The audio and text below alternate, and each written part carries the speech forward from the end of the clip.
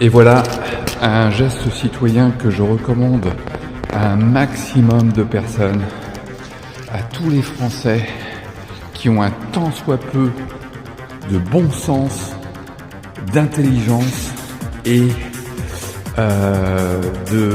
d'honnêteté. Pourquoi ? Parce que c'est important de retirer ce cash de nos banques autant que faire se peut. Si nous étions des millions à faire ça, nous n'aurions pas besoin de manifester dans les rues. Manifester dans la rue, pourquoi faire ? Pour qu'on nous tape dessus ? Pour qu'on nous envoie des flashballs dans la tête ?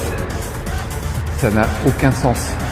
En revanche, être en mesure de retirer du cash, qui est le premier acte de cette révolution silencieuse, retirer ce cash pour le recycler dans l'économie locale ou circulaire.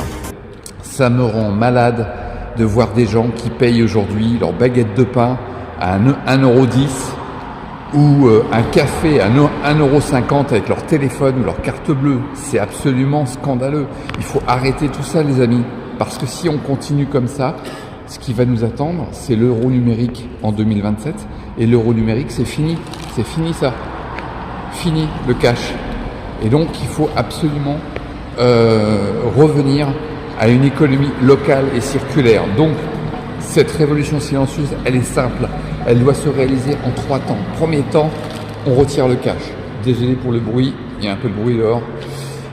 Retirer du cash, ça c'est plus important. 2, le recycler dans l'économie locale et circulaire, c'est-à-dire chez les petits commerçants, dans les petites entreprises, et payer le maximum là-dessus. Pourquoi ? Parce que eux, quand ils touchent 1 € en cash, c'est 1 € dans leur poche. Par contre, quand ils touchent 1 € sur une carte bleue ou n'importe quel moyen tracé, il leur reste exactement 35 centimes. Il y en a 65% qui repartent à l'État sous diverses formes, notamment la principale, enfin une des principales, qui est la TVA, taxe sur la valeur ajoutée de 20%. Voilà, donc recycler ce cash dans l'économie locale, commerçants, artisans, petites entreprises, tout ce que vous voulez, toutes les prestations de services, les indépendants, etc.